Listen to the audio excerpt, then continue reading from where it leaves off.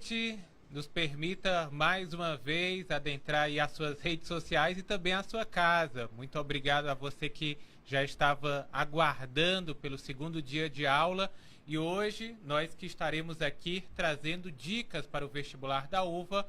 Ao meu lado, o professor Raul Willis. Boa noite, professor. Boa noite, pessoal. Boa noite, Veríssimo. Boa noite, Wellington. Boa noite, pessoal. Grandes alunos, grandes amigos, né? Sejam bem-vindos. Esse aulão de revisão UVA, Biologia e Física. Wellington Medeiros e professor Raul Willis. O Wellington também está aqui ao meu lado. Olha, gente, das dicas de hoje, eu já dei uma bisbilhotada aqui no material. As dicas do professor Raul Willis estão muito boas, viu? Mas a do Wellington eu até gostei, viu? Tem dicas até de dieta, né? Com relação aos alimentos. Gostei das suas dicas hoje, professor. É isso mesmo, Veríssimo. Uma boa noite a todos, boa noite aos ouvintes aí da Rádio Regional. Boa noite se quem acompanha o nosso segundo dia de Radiosfera pelo Facebook do colégio.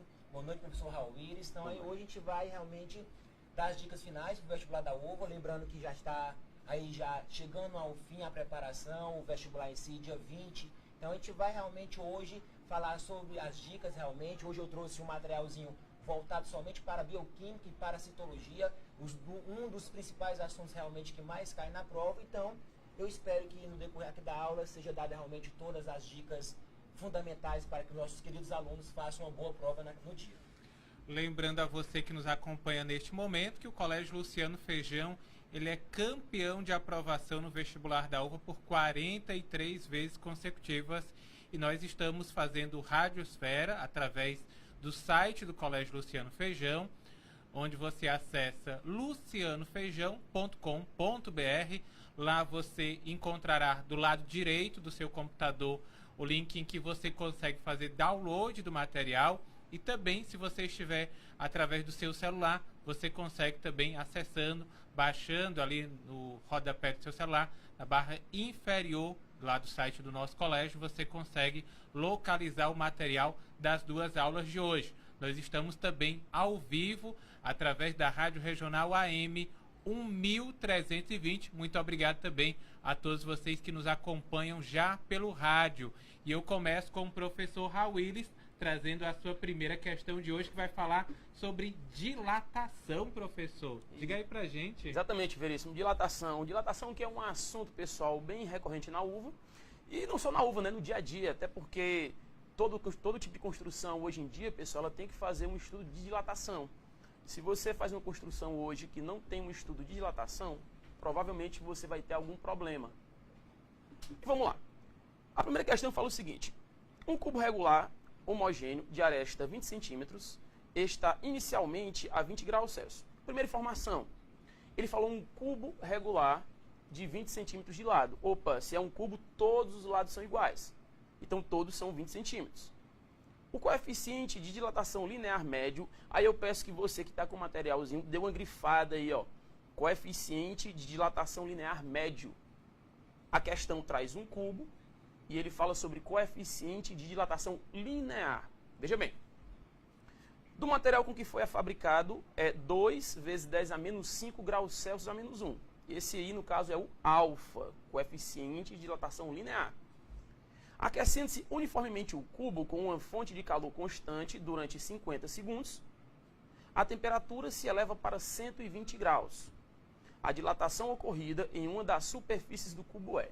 Então agora você tem o seguinte, você tem um cubo.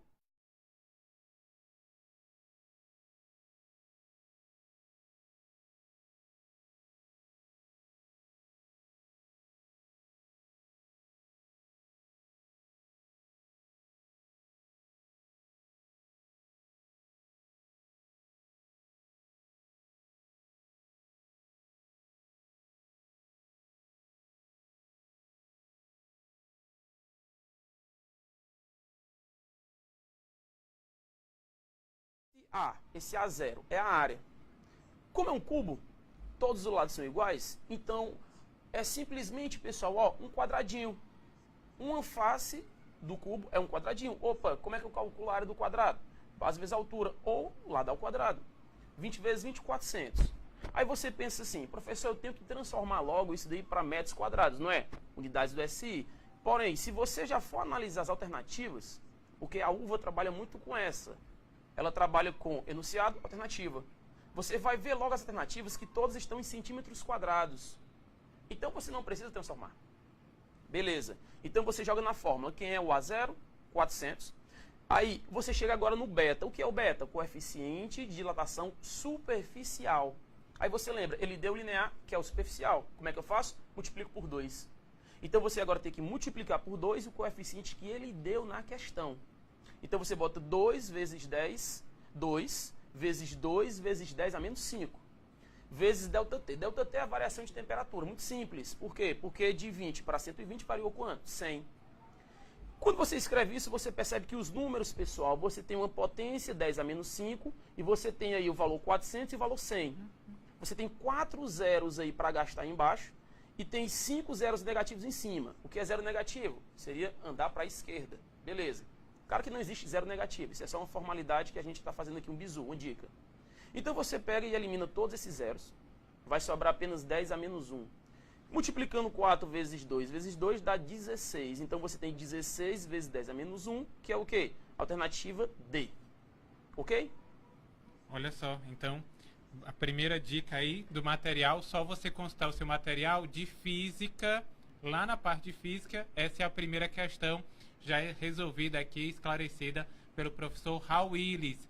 Agora a gente vai para a primeira questão, que é do material de biologia, e nós estamos aqui com o professor Wellington, que vai também já esclarecer para vocês aí sobre proteínas. Vamos lá, professor. Vamos lá, né? Então vamos lá ver isso, vamos lá, Raul Willis. Nossa primeira questão de biologia, só antes de analisar a primeira questão em si, só dando os seguintes dados, que analisando as questões de biologia do vestibular da UVA, de 2007 até 2017, todos os vestibulares em si da UVA, ele trouxe uma questão de bioquímica, e a maioria das questões trabalhava ou proteína, ou trabalhava carboidrato, ou trabalhava lipídio, ou seja, é uma questão recorrente, e essa questão em si é a qual nós vamos procurar, no caso, ajudar os nossos alunos a resolver no dia. Então a primeira questão em si, vamos acompanhar quem está com o material, tem o seguinte enunciado. As proteínas têm um papel fundamental em quase todos os processos biológicos, participando da estrutura dos tecidos, contração muscular, impermeabilização de tecidos, regulação osmótica e viscosidade do sangue, função hormonal, enzimática, nutritiva, de coagulação e transporte de oxigênio. Então você nota logo que no enunciado da questão ele cita que as proteínas são fundamentais realmente para a nossa sobrevivência. Ela trabalha e, é claro, executa de uma grande diversidade de funções. Aí tem assim, analise as assertivas a seguir referente ao estudo dos aminoácidos e proteínas.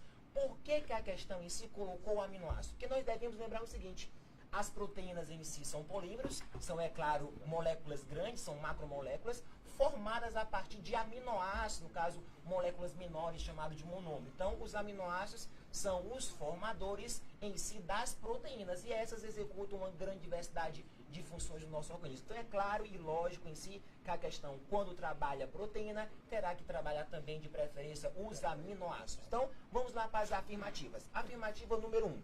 Pode-se dizer que as proteínas pertencem à classe dos peptídeos, porque são polímeros de aminoácidos cujos enlaces entre si são ligações peptídicas. Essa afirmativa 1 é claro que é verdadeiro. Como já foi citado, as proteínas são moléculas grandes, são polímeros, é claro, formado pela união dos aminoácidos através de uma ligação chamada de peptídica. Mas vamos aqui numa primeira dica. Lembre-se que a ligação peptídica ela é feita entre o grupo carboxila de um aminoácido e um grupo amina de um outro aminoácido em si. Ou seja, as questões gostam sempre de colocar o seguinte, a ligação peptídica feita entre os aminoácidos de uma proteína é entre dois grupos carboxila? Não. É entre dois grupos amina? Não. É entre o grupo carboxila de um aminoácido e o grupamento amina de outro. Lembrando que essa ligação peptídica ela é feita com a perca de uma molécula de água. Ou seja, eu sofro uma simples desidratação. Então, a afirmativa 1 da primeira questão está verdadeiríssima. Vamos para a afirmativa 2. Tem assim, as enzimas são proteínas especializadas na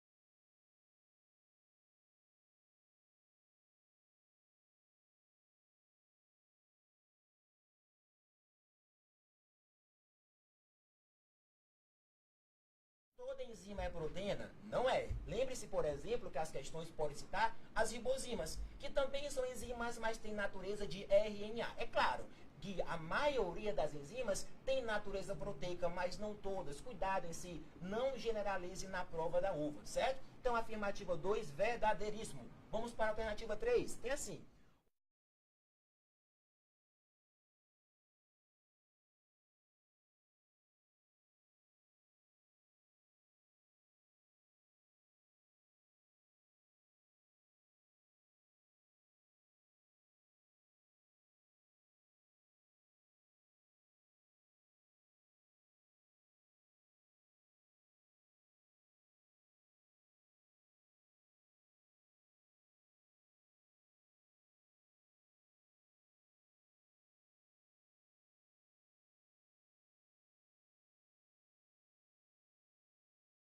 Radicais diferentes e, por consequência, terão 20 tipos de aminoácidos diferentes em si. Então, é isso em si, no ponto 3, então ele também está verdadeiríssimo. Então, se o 1 está verdadeiro, o 2 está verdadeiro e o 3 também está verdadeiro, então, é claro, a nossa primeira questão, dica de proteína, tem como gabarito dela a letra D, 1.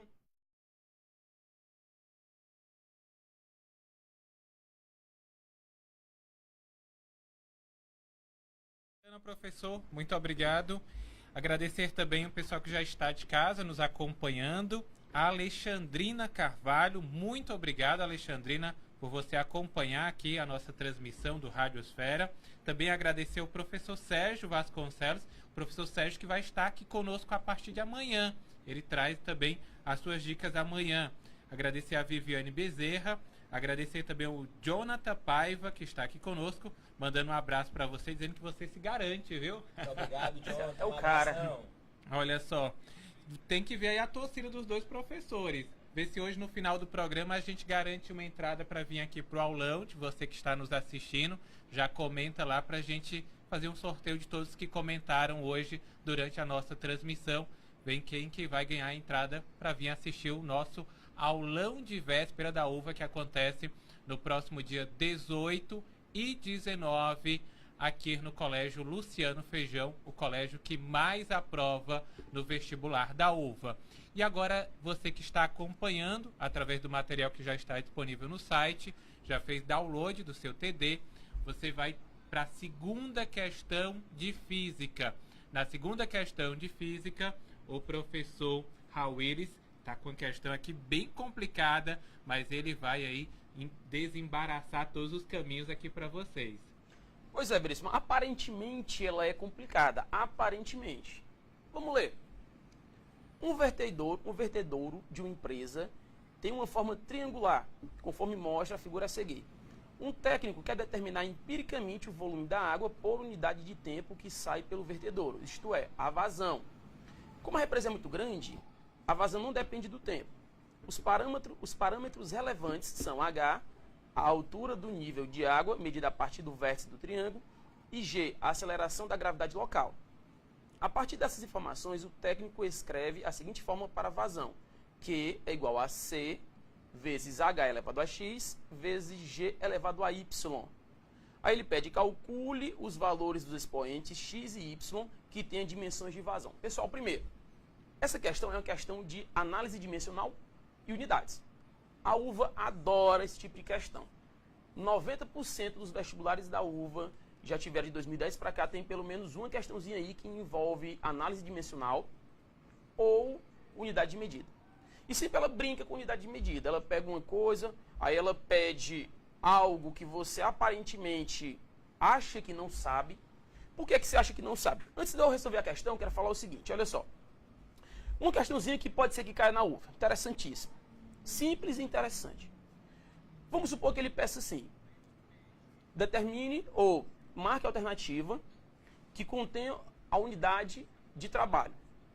Aí você pensa assim, muito fácil. Unidade de trabalho é joule. Aí você vê lá, letra A, não tem joule. Letra B, não tem joule. A letra C tem Newton vezes metro. A letra D tem Newton por metro. Aí você olha para A, B, C e D e você começa a pensar, não tem joule, cadê o joule? Ah, ele não colocou o joule diretamente na questão. Mas se você lembrar, o trabalho ele é a força vezes a distância. Estão lembrados disso? A força é dada em newtons, distância é dada em quê? Em metros. Ou seja, você marcaria o quê? Newton vezes metro.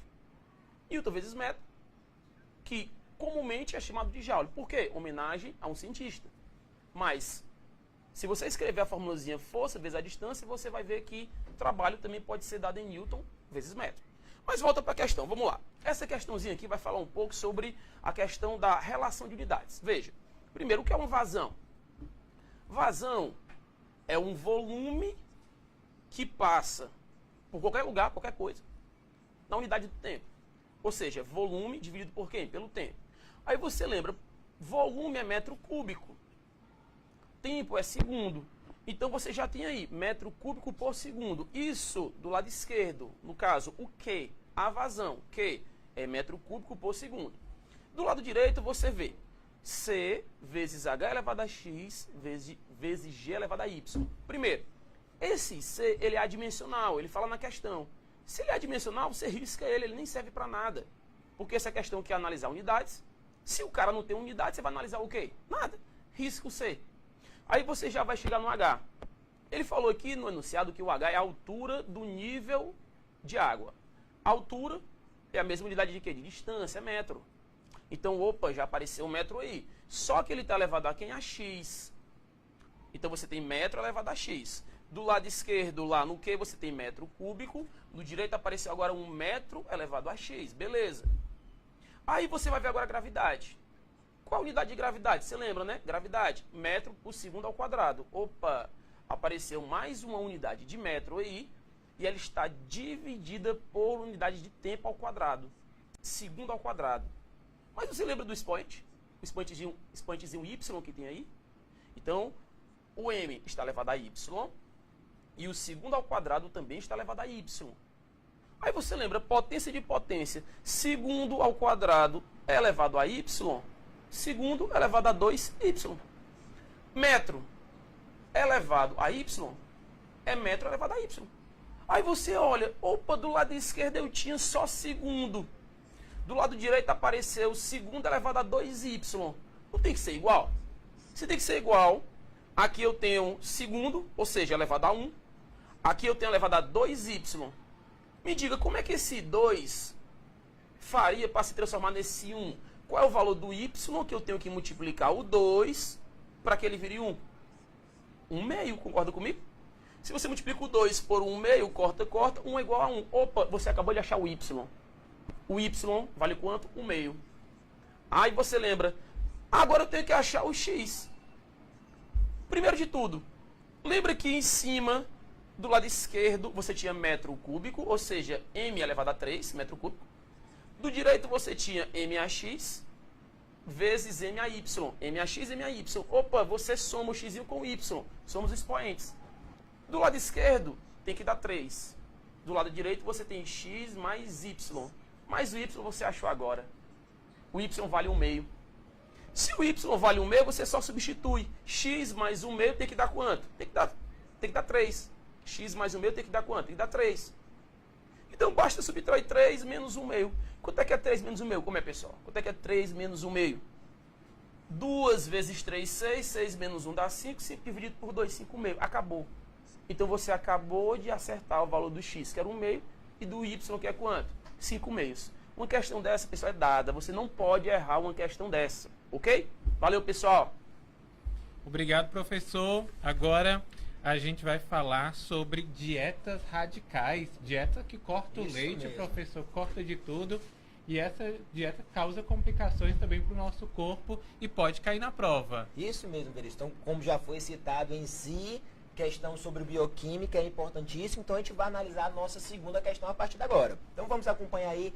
Você de casa, você é claro que acompanha pelo Facebook do Colégio Luciano Feijão. Você ouvinte que está acompanhando a gente na rádio regional, AM 1320. Então, nós vamos a partir de agora para a nossa segunda questão de biologia.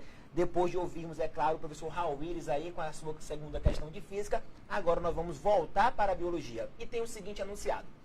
Os estudos sobre os alimentos, o metabolismo humano e a fisiologia do esporte mostram que as dietas radicais não funcionam.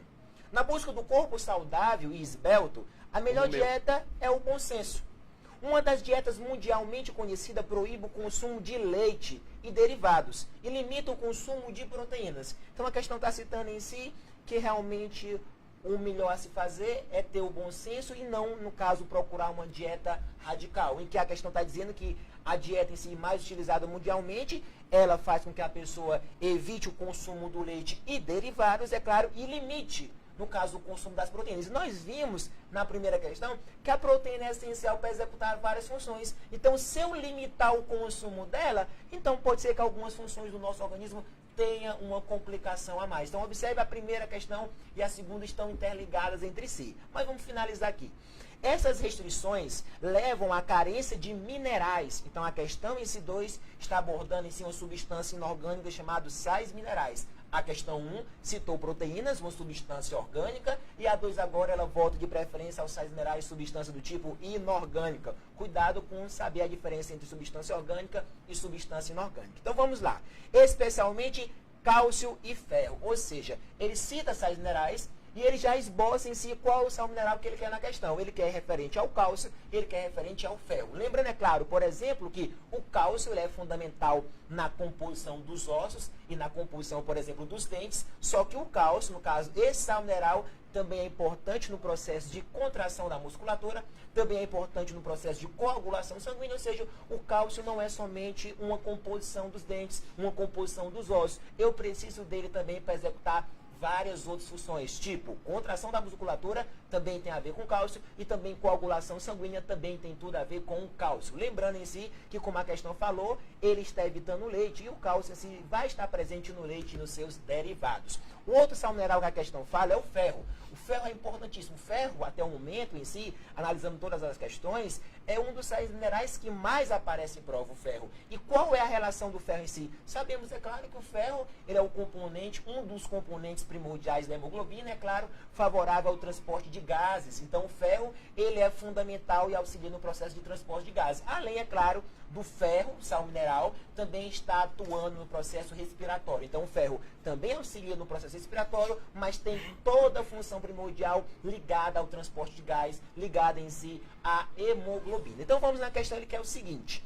O indivíduo adulto que adotou essa dieta por um período prolongado pode apresentar. Então, ele quer saber o seguinte, se o indivíduo adulto ele adotou a dieta, no caso, pobre em leite e derivados e limitado o processo de proteína, ele quer saber o que ele pode apresentar, mas a questão tem um detalhe a mais. Ele se referiu no final de forma específica, professor Veríssimo e professor Raul Eires, ao cálcio e o ferro. Então, vou ter que relacionar a questão ao cálcio em si, o sal mineral e ao ferro. Então, vamos à questão. A alternativa tem o seguinte.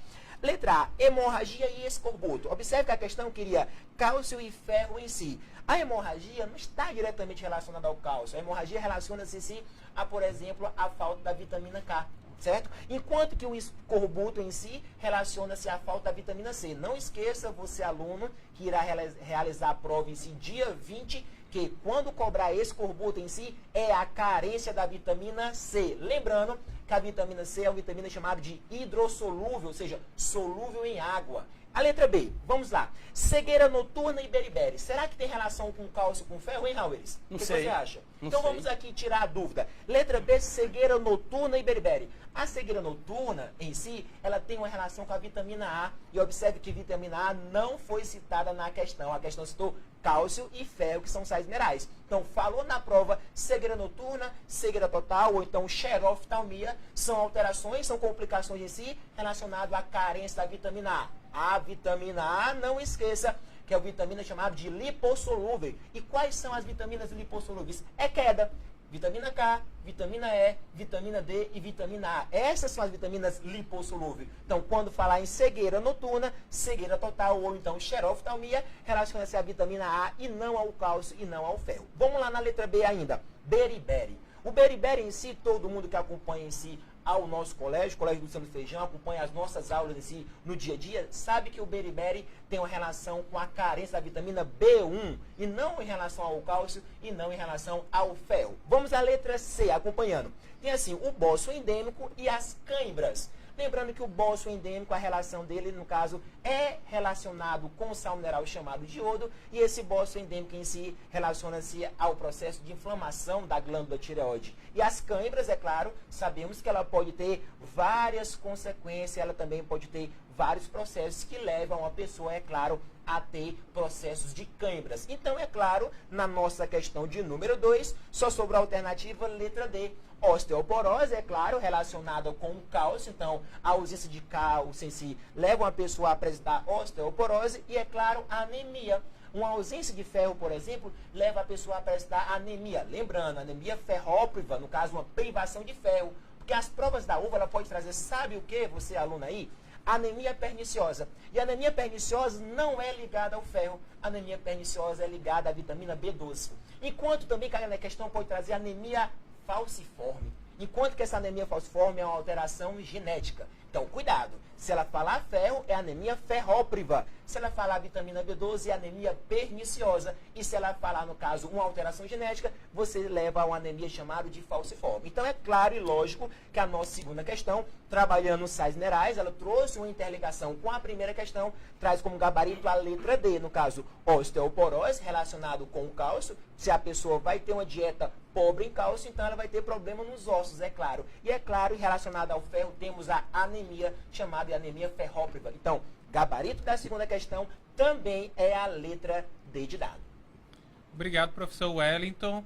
Agradecer também a todos que nos acompanham através do Facebook, também através da Rádio Regional AM 1320. Muito obrigado a Maria Conceição, a Linda Bianca, o Anderson Lima.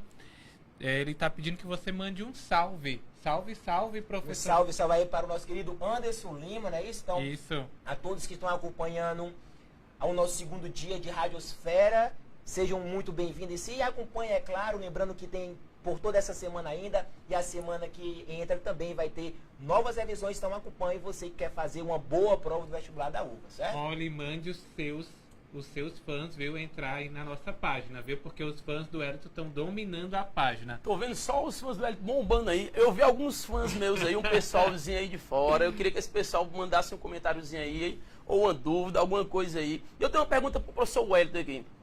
Ele estava falando aqui sobre proteínas lipossolúveis, é isso ou são vitaminas? Vitaminas lipossolúveis. O que seriam essas vitaminas lipossolúveis? No caso dessas vitaminas lipossolúveis, é que elas têm uma relação, no caso, é um processo de armazenamento no corpo. Por exemplo, quando você fala em processo de armazenar, sabemos, é claro, que os lipídios são bem mais armazenados e facilmente armazenados, por exemplo, do que a água. Porque a todo momento nós estamos ingerindo água em si, porque nós necessitamos delas. Enquanto que os lipídios vão armazenar com facilidade. Lembrando, olha o ponto que o professor Raul tocou. Lembrando que quando as questões falarem em fonte de energia, nós temos os carboidratos como fonte de energia, nós temos os lipídios como fonte de energia e também nós podemos ter as proteínas como fonte energética. Lembrando que nessa sequência é como vai ser utilizada. Por exemplo, o carboidrato é a primeira fonte de energia a ser utilizada, os lipídios vão ser a segunda fonte de energia a ser utilizada e as proteínas serão a terceira fonte. Mas cuidado com a questão. Se ela relacionar o mais energético, professor Raul, os lipídios, no caso as gorduras, são aqueles que apresentam a maior quantidade de energia. Mas a pergunta é, se o lipídio tem a maior fonte de energia, por que ele não é utilizado logo de início? Por que ele não é a primeira fonte? Porque todo mundo sabe, você aluno sabe em si, que o lipídio é uma molécula apolar. Ou seja, ele não é dissolvido por água, enquanto que o carboidrato é uma molécula polar, vai ser facilmente digerido pela água em si. Então, a partir de agora, nós estamos aqui debatendo, professor Raul, e me puxa aí alguma coisa em relação a caloria, em relação a algumas medidas. Justamente, pegou a coisa aqui, né? Foi justamente eu estava fazendo. Desafio para os alunos também. Desafio para os alunos também. Olha só, analisei então, pelo que eu entendi, professor Wellington, quer dizer que o corpo ele vai estocar energia em forma de quê? De pode lipídios. ser carboidratos, lipídios ou então as proteínas. No caso, gordura. Isso. Quer dizer que o corpo ele acumula energia em forma de gordura. Isso. Então veja bem, o corpo, pessoal, o corpo humano, ele realmente ele tem essa... Seria facilidade de armazenar em forma de gordura ou ele primeiro armazena de outra forma? Depende das concentrações. Lembrando em si que o nosso corpo ele vai ter a capacidade, é claro, que nós estamos ingerindo um alimento, nós passamos por um processo em si todo perfeito no processo digestório, é claro, temos a mastigação, deglutição, então nós temos toda uma etapa no sistema digestório, então à medida que nós conseguimos assimilar, então aquilo que nós vamos assimilar e absorver vai ser utilizado. Aquilo que não foi assimilado, ele vai ter que ser estocado, ele vai ter que ser armazenado para que, por exemplo, em um outro momento eu possa utilizar. Por quê?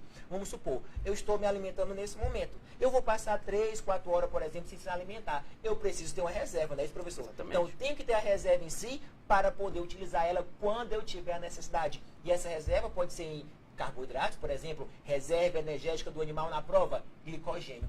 Mas se a prova estiver falando do vegetal, reserva energética do vegetal, o amido, já vai mudar. Mas também eu posso armazenar, no caso, a energia na forma de lipídios. Por exemplo, um dos lipídios mais cobrados que tem função energética são os triglicerídeos, que também armazenam energia e ele é um lipídio. E é claro, as proteínas também, elas trabalham no processo em si de armazenamento de energia. Então nós temos algumas macromoléculas, carboidratos, lipídios e proteínas, que podem, é claro, armazenar a energia. Mas me fale mais um pouquinho sobre as gorduras aí, professor. Professor, eu estava pensando aqui, eu peguei outro dia, eu peguei uma barrinha assim de cereal e olhei lá, valor energético, tantas quilocalorias. No caso, eu pensei, opa, sou professor de física, então isso tem a ver com o quê? Tem a ver com, eu sei que tem a ver com o quê? Com energia. Por quê? Porque a energia, pessoal, ela é dado em, eu falei até um pouquinho, mas esse trabalho é dado em joule, energia de modo geral é dada em joule, ok? Então, quando você vê lá, joule tem a ver com caloria? Tem. Existe uma transformação que transforma caloria em joule em caloria. No caso, uma caloria é aproximadamente 4,18 joules, ou seja, tudo isso que a gente está falando, dá para puxar um pouquinho para a física na parte de quê? Parte de calorimetria, parte de calor. É aquela partezinha onde a gente trabalha diretamente com a parte das calorias. No caso, transmissão de calor. No caso, a parte de transformações de mudanças de fase. Então, tudo isso tem a ver com o quê? Tudo isso tem a ver com as calorias, com o calor. Aí eu pergunto a você, essa caloria, professor Wellington, essa caloria que a gente vê lá na barrinha de cereal, sei lá, 100 quilocalorias. Quer dizer, então, que eu vou comer aquela barrinha e eu vou ter 100 quilocalorias para poder gastar com o que eu quiser? É isso, professor Wellington? À medida que você consome, no caso, aquela barrinha de cereal em si, ela te dá um valor energético, é claro, aquele valor energético você vai consumir, vai ingerir e você vai ter que degradar. Para utilizar, no caso, as moléculas que estão lá dentro, por exemplo, os compostos que estão lá formando aquela barrinha de cereal, eles em si vão ser degradados, ele vai ser utilizado por você e você, é claro, vai ter a capacidade, é claro, de utilizar quando tiver a necessidade, é claro, em si, aquele composto que está lá dentro. Por exemplo, sabemos que tem na barrinha de cereal, tem os carboidratos em si, tem algumas gorduras, é claro, tem proteínas, e elas vão ser utilizadas por nós, é claro, quando temos a necessidade. Então, lembrando que a energia também é fundamental e ela pode cobrar em prova. E sabe o que é que eu lembro aqui, professor Raulês? Quando falo energia, eu lembro de ecologia. E ecologia é um outro assunto importante da prova. Não vai entrar aqui nas nossas questões, mas eu vou trazer o link. Lembre-se o seguinte, quando falar na ecologia, que a energia no ecossistema, em si, deixa eu puxar o gancho aqui, ela tende sempre a diminuir. Ela nunca vai aumentar. Ou seja, à medida que eu vou passando de um nível para o outro na ecologia, a energia, a tendência é diminuir. Ou seja, ela é um fluxo, ela não volta. Diferentemente da matéria, porque nós aprendemos, por exemplo, que na natureza nada é criado, nada é perdido, vai ter que ser transformado. Ou seja, a matéria sofre uma transformação, enquanto que a energia não. E lembrando que tudo é energia. Apenas vai ser convertida, é claro, de uma energia, por exemplo, solar para energia química. Então as energias sofrem a transformação. E é claro, na sua barrinha de cereal que você consome todo dia, vai ter aquela energiazinha que você vai utilizar. Ok, então, ter vindo aqui um pouco, vamos fazer um rápido intervalo. E só lembrando a você que está nos acompanhando através do Facebook, se você colocar lá nos comentários do nosso Facebook, que já está lá cheio de comentários do professor Sérgio Vasconcelos, que estava lá no Centro de Convenções, mas já veio para cá, para a nossa sede do Colégio Luciano Feijão, aqui na Avenida Dom José, está ao vivo também aqui nos bastidores, internamente conosco. Se você colocar lá nos comentários que você quer participar do nosso aulão, a gente vai fazer um sorteio entre as pessoas que comentaram para ganhar a entrada para participar do aulão que acontece aqui no dia 18 e 19, aulão de véspera do vestibular da UVA. E enquanto isso, o professor Wellington está ganhando aqui hoje do fã-clube. Vamos ver se durante esse intervalo os fãs aqui do professor Raulês começam a acessar a nossa página. Vamos lá, já estamos de volta.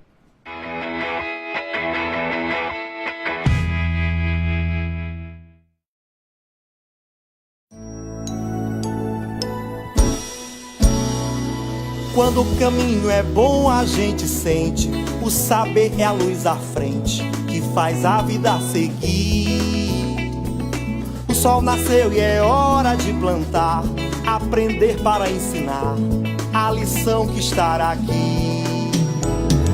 Vem que esse mundo azul te espera e o futuro é uma janela aonde os seus caminhos vão além da imensidão para transformar o mundo, semeando educação. Por aqui se cria valores. Colégio Luciano Feijão. Colégio Luciano Feijão.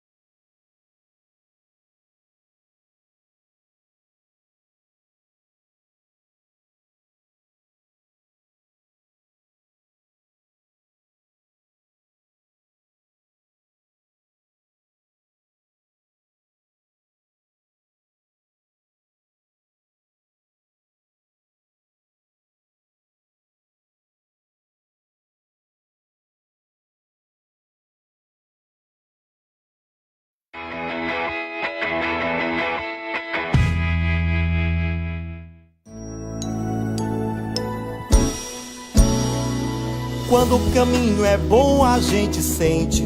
O saber é a luz à frente que faz a vida seguir. O sol nasceu e é hora de plantar, aprender para ensinar a lição que está aqui.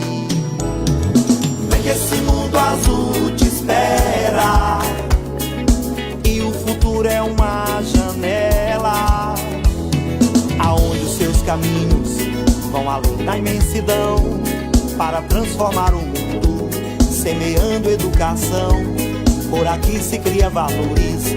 Colégio Luciano Feijão.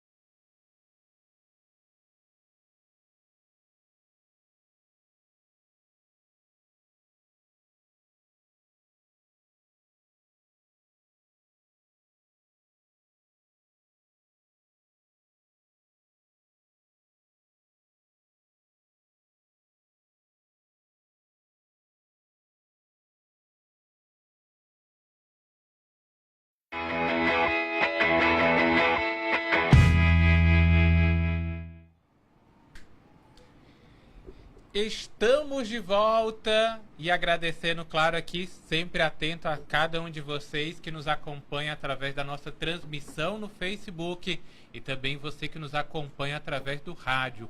Muito obrigado pela audiência de cada um de vocês e, repetindo, se você está nos acompanhando, pode ter acesso às aulas aqui do professor Wellington e também do professor Raul Willis através do site do Colégio Luciano Feijão. Só acessar lucianofeijão.com.br. E eu já começo aqui falando da terceira questão que está aí no seu material, terceira questão de física com o professor Raul Willis.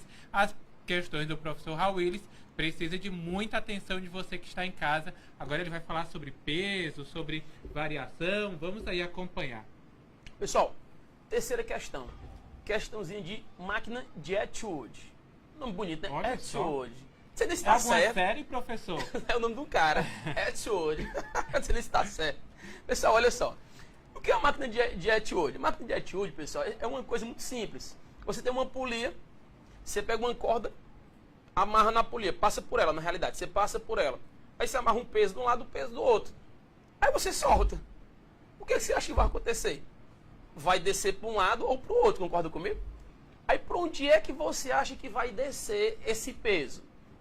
Eu chutaria no quê? No lado mais o quê? Mais pesado. E é isso que ocorre. Então a questão, pessoal, ela vai trazer aí dois corpos, os corpos A e os corpos B. Então eu tenho certeza que quando esse negócio for solto, veja bem, o sistema está em equilíbrio, ele vai ser solto. Essa é a situação. Quando ele for solto, ele vai tender a descer para um lado, no caso mais pesado, e o mais leve vai fazer o quê? Vai subir. Show de bola. Aí o que acontece? A questão fala o seguinte. No arranjo experimental da figura, os corpos A e B têm massas, respectivamente, iguais a 2 e 3 kg. Aí você já lembra, opa, o cara mais pesado, ele vai puxar todo mundo para baixo. Isso é verdade. Despreza os atritos e as massas do fio e da polia. Considera a gravidade 10. Considerando que os corpos são abandonados em repouso, calcule a aceleração do sistema. Veja bem, pessoal. Eu falei para vocês. Você tem aqui os dois, você tem aqui a polia, a cordinha, os dois bloquinhos estão em equilíbrio. Soltei. Quando eu soltei, pessoal, é aquela história. O cara mais pesado vai descer, vai puxar todo mundo para baixo, o mais leve vai o quê? Vai subir. Aí você lembra, opa, tem força envolvida. Força gerando o quê? A aceleração. Aí você de cara lembra, segunda lei de Newton. Só pode ser ela, segunda lei de Newton. Aí você aplica a segunda lei de Newton. Força resultante é igual ao quê? Massa vezes aceleração. É a velha física, meu amor. Olha como é que é o nomezinho bonitinho dela. Física, meu amor. Então você vai lá. Força resultante. O que é força resultante, pessoal? Vamos analisar o movimento. O movimento, eu estava falando que ele vai descer para o mais pesado, o mais leve vai subir. Mas veja, o mais pesado, quando ele descer, o mais leve, ele também quer descer. Só que ele não consegue. Nessa briga aí de puxa-puxa, o cara mais pesadão, ele vai acabar ganhando essa briga, mas o outro continua puxando. Então, quando esse cara puxar, esse cara está se opondo. Então, o que é a força resultante? Peso do grandão menos o peso de quem? Do pequenininho. Isso é igual à massa do sistema, que é a massa do A mais a massa do B, vezes quem? A aceleração. De cara, olha só o exercício que você vai fazer, exercício mental. Olha só o que é que você vai fazer. Toda vez que você achar massa, que você olhar para a massa, no caso, no enunciado, você olha para a massa e automaticamente você já pensa no peso. Ele disse para a gente aqui, pessoal, que a massa do A é 2. Então o peso é quanto? 20. Você já multiplica pela gravidade. A massa do B é quanto? 3. Quanto é que é o peso? 30. Você já multiplica pela gravidade. Então tá fácil. Por que tá fácil? Porque você vai lá, você vai colocar lá. Você tem que o peso do grandão, 30, puxando. O pequenininho está querendo resistir com quanto? Com 20. Nesse balanço aí de 30 menos 20, dá quanto? Dá 10. Então a força resultante vale quanto? Vale 10. Força resultante é igual a massa do A mais a massa do B, no caso a massa do sistema. Quanto é a massa do sistema, pessoal? É 2 mais 3, massa do A mais massa do B. Quanto é que é 2 mais 3? É 5. Então, vezes a aceleração. Ora, você tem 10 aqui, aqui você tem 5, aqui você tem A. 10 é igual a 5A. Quanto é que é a aceleração? Joga o 5 dividindo, dá quanto? Dá 2. Então a aceleração dá o quê? 2 metros por segundo ao quadrado. Só que eu vou dar uma dica para você agora. Olha só. Questões de máquina de Atwood. Você já pode colocar direto assim, ó. Aceleração, você já joga. A aceleração é igual. Se por acaso não tivesse aquela polia, não tivesse aquelas cordas, se eu soltasse o objeto, pá, ele ia cair com qual aceleração? Com G. Então pensa, opa, a aceleração é quem? G. Só que como você tem as cordinhas, tem todo aquele sistema, ela não vai ser completamente G. Ela vai ser G vezes alguma coisa. Aí o que eu vou te dar agora é o lance de você saber quem é esse alguma coisa. Aí você vai lembrar o que eu falei agora há pouco. O grandão tá puxando, o pequenininho tá resistindo. Então você pega direto, cara. Você pode fazer assim, ó. A gravidade é 10. Só que o grandão tá ganhando do pequenininho.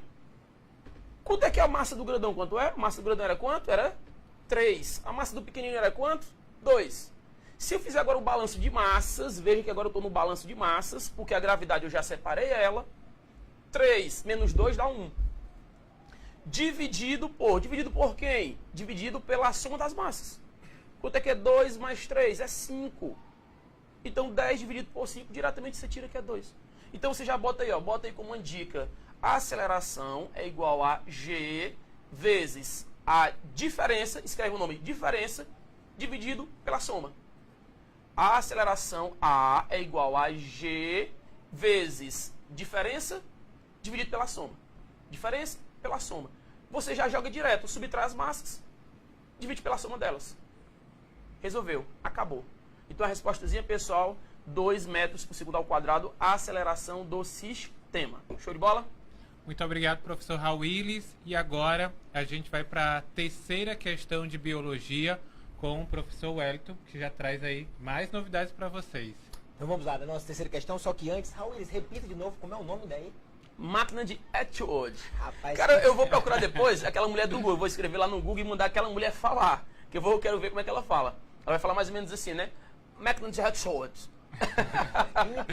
É como ela fala, desse jeito. É o que eu tava aqui pensando com meus botões. E meu nome, como é que ela fala? A mulher do Google?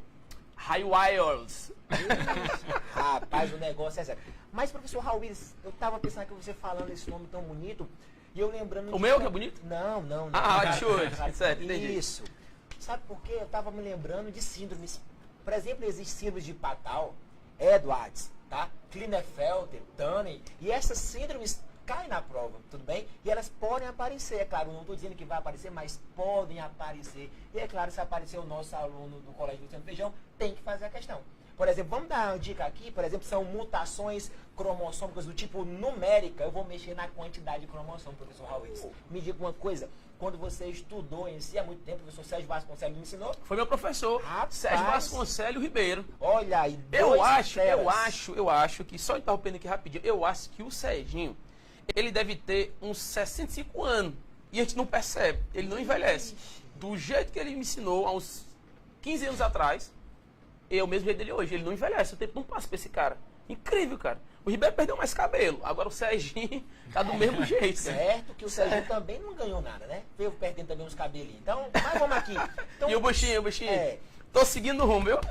Falando aqui um pouquinho em relação a essa síndrome, professor Veríssimo, antes de eu entrar na terceira questão, só lembrando que elas são mutações cromossômicas, numéricas, ou seja, eu vou mexer com a quantidade de cromossomos do tipo aneuplodia. Sabe por que aneuplodia? Porque eu vou mexer em pontos específicos do cromossomo. Sabemos, é claro, que existe 46 cromossomos em si, então nós temos essa quantidade, só que eu posso mexer na quantidade dele. Por exemplo, se uma pessoa tem 45 cromossomos, é claro que ela não é uma pessoa normal, porque o normal é ter 46, é isso, professor? Então, se ela tem também 47, então ela também vai ter um pequeno defeito. Então, só para dar uma dica aqui, antes que eu entre na minha terceira questão, quando as questões falaram um pouco sobre síndrome, que eu achei esse nome que o Raul disse muito bonito, eu vou falar também um pouquinho sobre as minhas síndromes, então. Por exemplo, quando a questão quiser síndrome de Patal, é você lembrar que é uma alteração cromossômica numérica lá no cromossomo 13, ou seja, em vez da pessoa ter 2 cromossomos no 13, na posição 13, ela apresentará 3, e isso denomina-se síndrome de Patal. Então, síndrome de Patal é uma alteração no cromossomo 13 e ela denomina-se uma trissomia, ou seja, em vez de 2 eu estou apresentando 3. Lá no 18 também tem alteração, sabia, Raul?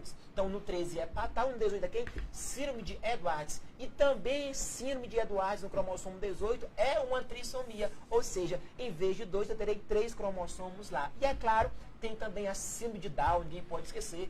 síndrome Essa eu de sei. Down em si, onde é o cromossomo, me diga. Trissomia no cromossomo 23. 21, professor. Passei perto, passei perto. Passou, quase. Se errei por Então- 2. E 15 anos atrás eu era melhorzinho. Ah, então vamos corrigir o professor Raul. Então, a síndrome de Down é uma trissomia, é claro, corretíssima em si. Em vez de 2 cromossomos, tem 3, mas a posição é 21. Então, vamos 21. dividir. 13 Patal, 18 é Edwards e 21 é síndrome de Down. Mas lembrando, além delas em si, também tem síndrome de Turner, onde uma mulher em si, em vez de ter 2 cromossomos X, vai ter um X e um 0, ou seja, tem um cromossomo X a menos, e a Turner em si é uma monossomia. Enquanto que o homem também pode ser afetado, e a síndrome do homem é chamada de síndrome de Klinefelter. E em vez do homem ter um X e um Y, ele terá 2X e um Y, ou seja, o homem tem um cromossomo X a mais. Então vamos aqui só fazer uma breve revisão. Patal no 13, Edwards no 18 e Down no 21, professor Raul. 21. 21, Tudo não bem? E esqueço é mais. claro, Turner, síndrome, só afeta mulheres, mulheres com características de homens, e ela se caracteriza como uma monossomia. E é claro, Klinefelter, uma síndrome que só afeta homens, homens com características de mulheres, e a Klinefelter é uma trissomia. Mas vamos voltar aqui, então, guarde bem essa dica quando falar em relação à síndrome em si. Vamos para a nossa terceira questão. Vamos lá, professor Raul. Ó, os organismos multicelulares exibem uma variedade de especializações celulares com função e morfologia distintas. O citoplasma dessas células apresentam várias organelas ou estruturas e, dependendo da especialização celular, irá predominar uma organela sobre as demais. Ou seja, o que é que a questão cita? Que dependendo, por exemplo, do tecido que se está falando na questão, eu tenho a predominância de algumas organelas. Por exemplo, se eu tenho um tecido em si ou um local do meu corpo que necessita de grande quantidade de energia, é claro que eu vou ter uma grande quantidade de mitocôndrias, a cuja é responsável pela produção em si da energia. Mas se eu tenho outro local, por exemplo, que precisa de um processo chamado de digestão, eu já vou ter outra organela atuando. Então a questão foi bem clara e sucinta. Ele disse o seguinte: irá predominar uma organela sobre as demais, dependendo do local. Mas vamos aqui na questão. A respeito das características das organelas, é correto afirmar. Então, lembrando, a questão está falando sobre organelas, e organelas em si é também uma questão provável. De 2007, professor Veríssimo, até 2017, toda vez que é uma questão de bioquímica e citologia. E as organelas é uma questão frequente, tudo bem? Então, elas podem cair. Então, vamos aqui analisar a questão e ver o que eu posso ajudar vocês que estão aí em casa nos assistindo. Então, vamos lá. Letra A. Ribossomos são grânulos constituídos por uma fita de DNA e proteínas. Participam no processo de fotossíntese. É claro que não. Quem é aluno do Colégio do São Feijão sabe que o ribossomo em si, ele é formado a partir da união de RNA ribossômico mais proteína. E a função do ribossomo, é claro, é síntese de proteína e não fotossíntese em si. Porque a fotossíntese em si é uma função que nós vamos deixar para o cloroplasto. E o ribossomo, não esqueça, organela presente em qualquer tipo de célula, procariótica e eucariótica, é claro, ele faz síntese de proteína. Não esqueça um detalhe importante. Por exemplo, se você pegar na prova uma célula eucariótica, professor Raul Willis, tem assim: eu posso encontrar o ribossomo livre no citoplasma, onde esse vai sintetizar a proteína que fica na própria célula.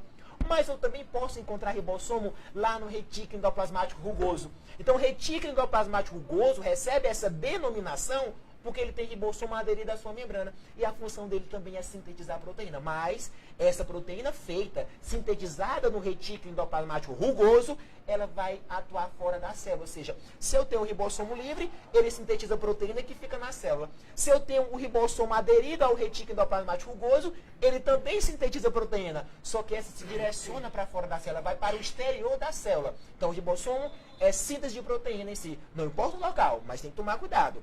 Em qual local a proteína vai atuar é diferente em si. Depende do local de produção. Tudo bem? Olha a letra B de bola. Mitocôndrias são formadas por lamelas e preenchidas pelo estroma. Participam no processo de fotossíntese. Não é as mitocôndrias em si. É o cloroplasto. Tudo bem? Então, o cloroplasto é que vai ser formado pelas lamelas em si e preenchido pelo estroma. Então, cuidado. Quando falar em fotossíntese, lembre-se você, aluno, que tem fotossíntese fase 1, fase clara, fotossíntese 2, fotossíntese fase escura. Professor Raul, me ajude aqui. Quando a questão fala em fotossíntese em si, eu lembro da clorofila, tudo bem? E a clorofila em si, pode ser clorofila A e B, por exemplo, a clorofila das plantas, ela terá que absorver o comprimento de onda. O que é que você pode nos ajudar falando um pouquinho sobre o comprimido de onda antes que eu finalize minha questão? Me diga aí. Na verdade, eu vou fazer só uma pequena correção. Deixa eu fazer uma pergunta primeiro. Clorofila, um bocado de cloro em fila assim, é? Ixi, Maria. Ei, cara, você pele é muito antiga. Amanhã eu vou deixar para o professor Sérgio Vasconcelos. Sérgio Vasconcelos que se encontra aqui, hein? No Deixa eu te nosso falar. No estúdio, ele vai supermercado tem falar amanhã. corredor de clorofila. Aí é? Vamos lá, Deixa eu te professor falar. Raiz. E seguinte, primeiro, as plantas, pessoal, elas têm essas organelas não, no caso. Certo? As plantas, pessoal, elas têm a clorofila A, clorofila B e beta-caroteno. O que acontece? As plantas, elas precisam da luz solar para poder fazer a fotossíntese, beleza? Show de bola. A luz solar, pessoal, quando ela entra na Terra, para nós, aparentemente, ela parece uma luz branca. Vamos sustentar isso por enquanto. Luz solar é luz branca. Show de bola. O que acontece? Ela entra, ela vai incidir nas plantas, só que você vai lembrar, professor, eu sei que a luz solar, às vezes, ela sofre um fenômeno chamado de dispersão. No caso, ela forma um arco-íris. A luz solar que ela vem branca se quebra nas 7 cores do arco-íris. Aí você pensa, quando a luz solar incide nas plantas, será que as plantas vão absorver todas essas cores, toda essa luz solar, ou ela vai absorver uma parte sim, uma parte não? Na verdade é o seguinte, as plantas, como nós enxergamos a cor delas verde, então é porque ela deve refletir verde. Porque a cor de um objeto é aquela cor que ele emite. Se ele emite a cor vermelho, você enxerga vermelho. Se emite a cor amarelo, você enxerga amarelo.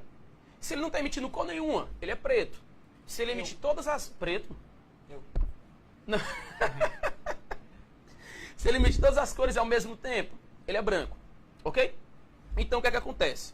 Se você for analisar o espectro da luz visível, o nome, espectro da luz visível, pessoal, o que é que acontece? Você vai analisar o comprimento de onda que o professor Wellington falou, de 400 nanômetros até 700 nanômetros, certo? Comprimento de onda. E você vai ver, pessoal, as faixas de frequências também. No caso, o espectro da luz, pessoal, ou seja, a luz branca decomposta nas 7 cores, no caso, as 7 cores do arco-íris, elas vão incidir na planta. O que é que acontece? Clorofila A, clorofila B, elas vão absorver mais as cores, tons de azul e vermelho. Já o beta-caroteno, ela vai absorver mais o azulado, o azul esverdeado, na realidade, o azul esverdeado, com o violeta. O que é que acontece? O verde, lá da clorofila A e B, ele está sendo refletido. Porque ela está absorvendo mais, ela quer mais o azul e quer mais o vermelho. O verde ela está jogando para fora. Como ela está jogando para fora, é o que a gente enxerga. Então a impressão que nós temos da cor verde das plantas é por quê? Porque elas estão refletindo mais a cor verde. Então absorvendo mais quem? A região do azul e a região de quem? Do vermelho. Ok? Agora deixa eu só falar um pouquinho sobre o Sol. Agora já que você puxou o gancho, deixa eu falar um pouquinho. Eu falei agora há pouco o seguinte, a luz do Sol, quando ela entra na serra,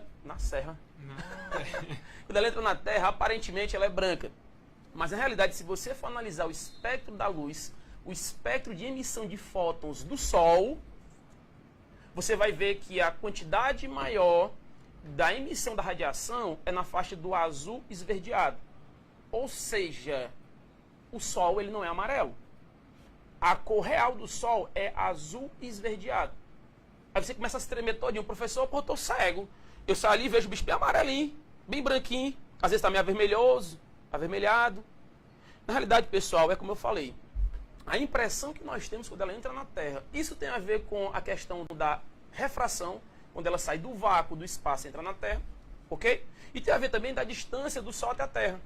Como é muito distante, as coisas acabam se misturando todas de novo. Mas, se você, um dia que você estiver saindo assim, não meio-dia, claro, senão você vai queimar seus olhos. 3 horas da tarde, dá uma olhadinha pro Sol. Faz o seguinte, você bota a mãozinha assim no rosto e você vai abrindo, ó, devagarzinho os seus dedos para que você possa ver. E você olha diretamente pro Sol. Se você ficar olhando diretamente pro Sol, você vai ver lá nele a regiãozinha azul. Você vai ver que ele é todo azulzinho, bem bonitinho. Ok? Então agora voltemos para a questão do No professor. YouTube não tem não, mais fácil de ver. Tem, se você procurar no YouTube tem melhor. Tecnologia. Rapaz, a gente vai ficando velho, aí a gente não vai acompanhando a tecnologia, mas é verdade. Esse professor Veríssimo sempre... Mas vamos voltando aqui. Estou lembrando em si que a letra A está errada. A letra B também está errada. Vamos ver a letra C se é a resposta. Ó.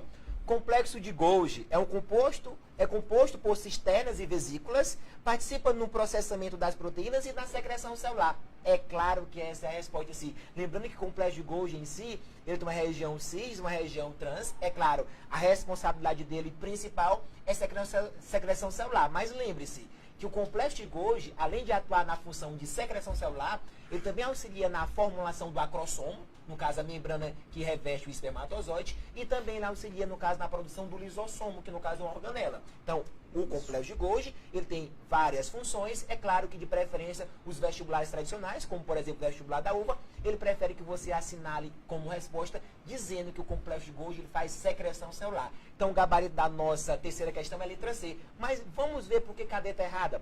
Retículo endoplasmático liso é formado por cristas e preenchidos por uma matriz. Participa na produção e liberação da energia. Falamos de início que a responsabilidade na produção da energia em si é das mitocôndrias e não do retículo endoplasmático liso. Mas lembre-se, em relação ao retículo endoplasmático liso, o que eu disse no início? Que o rugoso tem ribossomo. O liso, é claro que não tem. A função do retículo endoplasmático rugoso é síntese de proteína. Enquanto, por exemplo, que a função do retículo endoplasmático liso é síntese de lipídio. Então você lembra, liso que vem de lipídio. Enquanto que o rugoso, que tem ribossomo, vai sintetizar proteína. Então, nosso gabarito da terceira questão em si, com participação especial do professor Raul Willis, professor Veríssimo, é claro, tem como gabarito a letra C. Obrigado, professor Wellington. Agradecendo também a todos que estão de casa nos acompanhando. O Ian Parente já entrou aqui, parabenizando aqui o professor Raul Willis pela sua aula, considerando aqui o melhor professor.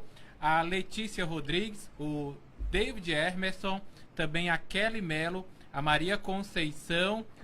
Até a mãe dele ele pediu para assistir a transmissão. Por isso Tá que vendo, tá Raul? tendo muito ibope. Ele Tô vendo, divulgou o dele antes. tem muito ibope, agora eu também joguei uma maquinadazinha ali. tática Eu aqui, mandei, entrou no ó. Instagram. Aquela ali eu já vi ali, a minha namorada, ela entrou e tá chamando os amigos pra ir também, ó. Pronto. A Kelly ali que Me diga entrou. uma coisa, na sua questão lá que tinha, como é o nome daquela questão lá mesmo? Como é o nome? Máquina de Edson. Certo. Você lembra que o mais pesado ganhava? Eu sou o mais pesado. Ah, verdade. E tu falou assim, dos lisossomos não tem não sei o quê. Quando tu falou liso, eu já sabia que ele não tinha.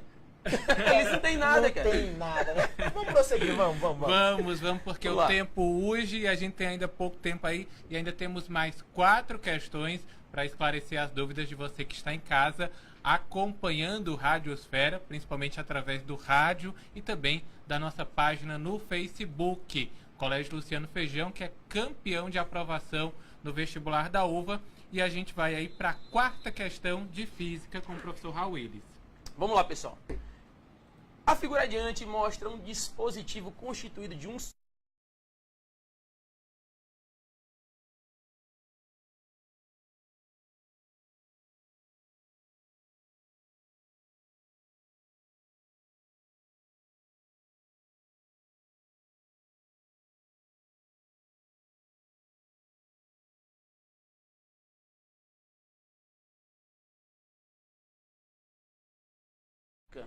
estática do corpo extenso. O que ele está querendo fazer aí, pessoal? Seguinte, ele tem uma trave. O trave, imagina que essa trave é um pedaço de madeira. Tem aqui um pedacinho, ó. Aí ele bota um peso desse lado, amarra o peso desse lado, bota um apoio bem por aqui, e desse lado ele segura. Ele pode fazer o quê? Se ele colocar mais força, esse negócio vai girar para cima. Se a força dele for menor, ele vai girar para baixo. No caso, em relação ao pezinho.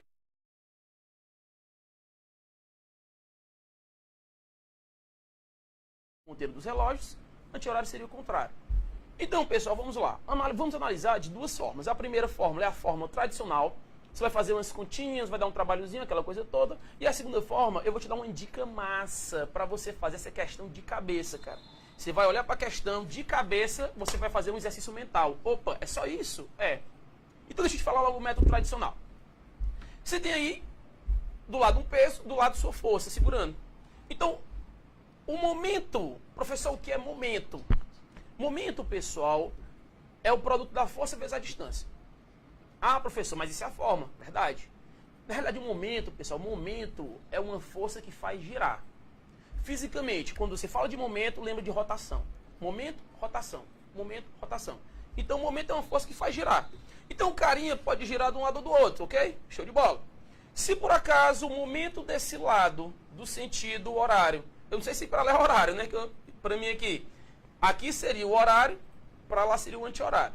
Então, se o cara fizer um momento no sentido horário e fizer um momento no sentido anti-horário, de modo que ele se equilibre, esse negócio fica estático, fica em equilíbrio.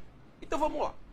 Seguinte, para que nessa situação ele fique estático, para que ele não se mova, o momento desse lado tem que ser igual ao momento desse lado. O que é o momento? Força vezes a distância. Qual é a força que está sendo aplicada, por exemplo, no lado do bloquinho? Aí você lembra, opa, bloquinho peso. Lembra que na questão ela deu a massa, 95. Massa 95, quanto é que é o peso? Automaticamente 950. Isso para a gravidade 10, que é a nossa no caso. Então desse lado eu tenho 950 para cá. Só que a distância até o eixo de rotação, essa distância é 0,5. Do outro lado eu tenho a força F e a distância é 5 metros. Opa, F vezes 5. Desse outro lado, 950 vezes 0,5. Cara, multiplicar por 0,5 é simplesmente dividir por 2. Você multiplica por 0,5, o negócio diminui a metade. Então, quando você multiplica desse lado 950 dividido por 2, você vai ter quanto? 475. Só que desse lado, pessoal, você vai ter o 5.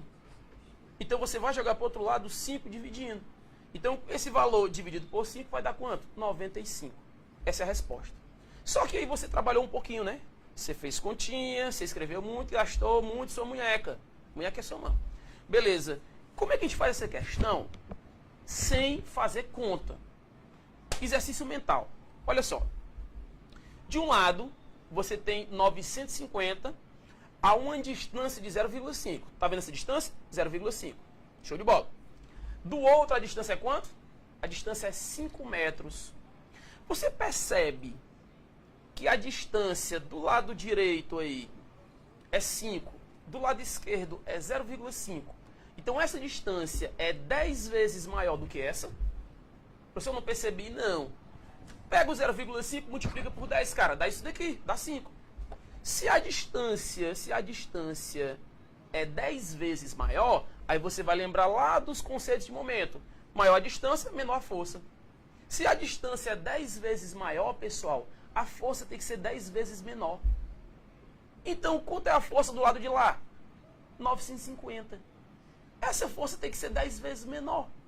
Wellington, quanto é que dá a força do lado de cá? 950 dividido por 10 dá quanto?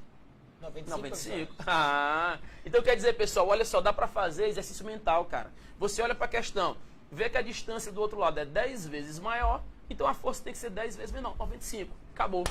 Questãozinha.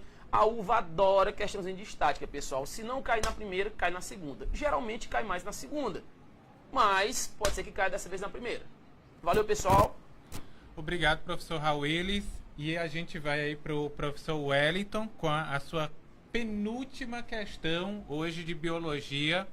Antes da gente ir para o intervalo. Vamos lá, professor. Então, voltando aqui para a nossa quarta questão. Então, tem o seguinte anunciado. Vamos aí acompanhar você de casa, você que acompanha, claro, o Facebook do Colégio Luciano Feijão e a Rádio Regional. Então, a quarta questão tem o seguinte anunciado, professor Veríssimo.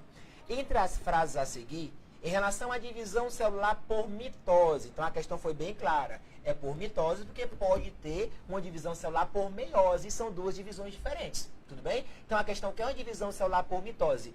Uma é incorreta, a ponte. Ou seja, a questão que é a alternativa que vem a estar correta. Incorreta. Letra A. Na metáfase em si, todo mundo sabe, todo mundo em si que está estudando para fazer a prova do vestibular dia 20, que a metáfase, é claro, é a fase em que eu encontro a maior condensação dos cromossomos. Eu encontro ele, olha aqui o detalhe, no meio, formando uma placa equatorial. Aí a denominação é chamada de metáfase. Então vamos só reforçar quais são as etapas da mitose, professor. Prófase, metáfase, anáfase e telófase. Lembrando que antes de ter essas etapas em si da divisão celular chamada de mitose, eu tenho que ter, no caso, a intérfase, não é isso? G1, S, G2, para conseguir, no caso, entrar na mitose. Quais são as etapas de novo? A prófase, a metáfase, a anáfase, a telófase. E você, aluno, tem que ficar ciente o que é que ocorre em cada uma das etapas. Então vamos lá na alternativa A. Lembrando que na quarta questão eu quero o incorreto. Vamos procurar o incorreto. Letra A. Na metáfase, todos os cromossomos, cada um com duas cromátides, encontram-se no equador da célula em maior grau de condensação. Verdadeiríssimo. Então eles se encontram no Equador, eu estou na metáfise, formando uma placa equatorial, e é onde eu tenho o maior grau de condensação. Por exemplo, tem questão que adora dizer o seguinte: aonde em si eu consigo enxergar o cromossomo? De preferência na fase chamada de metáfase. É lá realmente onde finaliza a condensação. Porque muita gente é a questão assim. Na prófase em si ocorre a condensação? Sim. Mas o início da condensação, o final, no caso, a condensação total, só ocorre na metáfase. Então, somente na metáfase, é claro, que eu vou conseguir enxergar completamente aquele cromossomo. E é claro, ele está formando uma placa equatorial. Letra A corretíssima. Lembrando que eu quero o incorreto. Olha a letra B. A célula mãe dá origem a 2 células filhas com metade do número de cromossomos. Não. Eu sei que na mitose, uma célula mãe dá origem a 2 células filhas, mas ela mantém um padrão. Por exemplo, se uma célula mãe, ela tem, vamos supor, 40 cromossomos, as 2 células filhas, cada uma também terá 40 e não 20, como a questão está dizendo. Então, não reduz a metade. Na mitose, eu mantenho o padrão, eu mantenho a quantidade. A mitose é equacional. Quem reduz pela metade é a meiose. É a outra divisão. Lembrando que a meiose ela pode ser meiose 1, que vai reduzir, e a meiose 2, que é equacional. Então, cuidado. Quem reduz no final do processo de divisão celular é a meiose. Ela reduz a metade. E lembrando que a meiose, uma célula origina-se 4, e essas 4 serão a metade apenas da quantidade cromossômica, enquanto que na mitose ele não reduz. Então, cuidado, a mitose mantém um padrão. Então, se eu tenho uma célula 2N, eu vou dar origem a 2 novas células também 2N, e não reduzido pela metade. Então, a resposta da quarta questão é a letra B de bola. Mas vamos analisar a C e a D, que elas estão corretíssimas. Olha a letra C. As células filhas são idênticas às células mãe? Claro, são idênticas. Mantém o padrão, mantém a mesma quantidade em si. E a letra D. Ocorre nas células somáticas, tanto de animais como de vegetais? Certíssimo. Lembrando que a mitose em si ocorre nas células somáticas, enquanto que a meiose ocorre nas células gaméticas, ou seja, para a produção dos gametas, ocorre meiose. Mas vamos entrar aqui num detalhe importante, professor Veríssimo. Quando você pensa em meiose, ela pode ser de alguns tipos diferentes, sabiam? Tem meiose zigótica, tem meiose gamética, tem meiose espórica. É um assunto que ainda no vestibular da UVA ele não apareceu. Mas vai que ele aparece e o aluno do Colégio Luciano Feijão tem que fazer a questão. Então, cuidado em meiose. Existe meiose gamética, existe meiose zigótica e existe, é claro, meiose espórica. Vai reduzir? Claro, mas elas ocorrem em momentos diferentes. Gamética, zigótica e espórica são meiose, mas ocorrem em momentos diferentes, é claro, de um ciclo de vida. Então, quando falar em meiose, lembre-se que no final do processo eu vou estar reduzido pela metade. E quando falar na mitose, eu mantenho o padrão, ou seja, uma célula em si dá origem a 2 com as mesmas características em si, e não com característica pela metade, como a questão disse. Então, gabarito em si na quarta questão é letra B de bola. Lembrando que a quarta questão ele quer o incorreto está na letra B. Obrigado, professor Wellington. Você que está nos acompanhando nesse momento, a gente vai fazer um rápido intervalo, são 60 segundos, e eu volto aí com as últimas questões do professor Raul Willis e também do professor Wellington. Uma questão está faltando para cada um deles.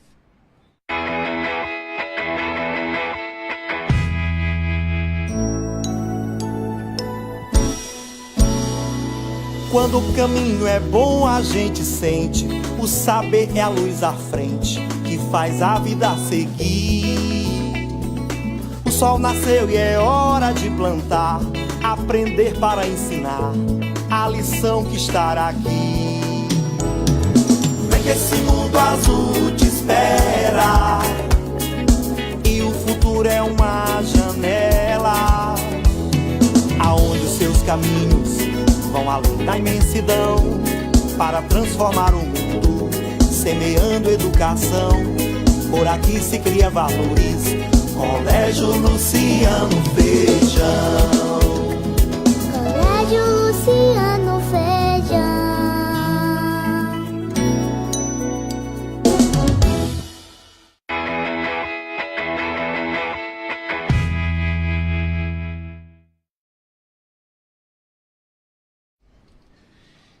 Estamos de volta e com as últimas questões. Eu vou para a última questão de física aí do seu material. Você que está nos acompanhando pelo rádio, fique atento, porque você tem acesso a todo esse material que já está disponível gratuitamente acessando o site do Colégio Luciano Feijão. lucianofeijão.com.br. Do seu lado direito você consegue fazer download do material e também do seu celular. É só você descer e na barra inferior está lá com o nome Radiosfera e lá você consegue também acessar todo o conteúdo da aula hoje do professor Wellington e também do professor Raul Willis, que vai para a sua última questão. E pessoal, tá chegando ao fim, tá finalizando. Tá até bom papo, não é? Tá gostoso. Tá maravilhoso. Mas vamos finalizar esse negócio, como é? Vamos lá. Quem sabe um outro momento a gente volta aqui para dar mais algumas dicas, né, professor? Fazer uns feelings, né? Uns feelings. O que o pessoal fala de feeling? Mas eu não entendo a gíria de jovem. O que é esse feeling que ele fala? Tá aí, você me pegou. Eu vou agora. usar, não Fica sei o dando quê. spoiler, né, do vestibular logo. Vamos lá. Essa questãozinha, pessoal. Essa questão, pessoal, vai envolver dois assuntos aí. Vai envolver empuxo e vai envolver quantidade de movimento. Veja bem, quantidade de movimento é um assunto que geralmente cai na segunda fase. Só que empuxo é um assunto que geralmente cai na primeira fase. Então você vai ter aí, em uma só questão, dois conhecimentos. Um para a primeira, um para a segunda. Isso não quer dizer que ele não possa colocar quantidade de movimento na primeira e o empuxo na segunda. Mas a probabilidade de cair na primeira empuxo é maior do que cair na segunda. E quantidade de movimento, a probabilidade é maior cair na segunda do que de cair na primeira. Mas vamos lá. Pessoal, um garoto de 50 quilos está parado dentro de um barco de 150 quilos, nas proximidades da plataforma de um ancorador. Nessa situação, o barco flutua em repouso, conforme na figura 1. Em um determinado instante, o garoto salta para o ancoradouro, de modo que, quando abandona o barco, a componente horizontal da sua velocidade tem módulo igual a 0,9 metros por segundo. E em relação às águas paradas, de acordo com a figura 2. Sabendo que a densidade da água é igual a 10 elevado ao cubo quilogramas por metro cúbico, adotando G igual a 10 metros por segundo ao quadrado, e desprezando a resistência da água ao movimento do barco, calcule o volume de água em metros cúbicos, que é a parte submersa do barco, desloque quando o garoto está em repouso dentro dele, antes de saltar para o ancoradouro, e o módulo da velocidade horizontal de recuo do barco em relação às águas, em metros por segundo.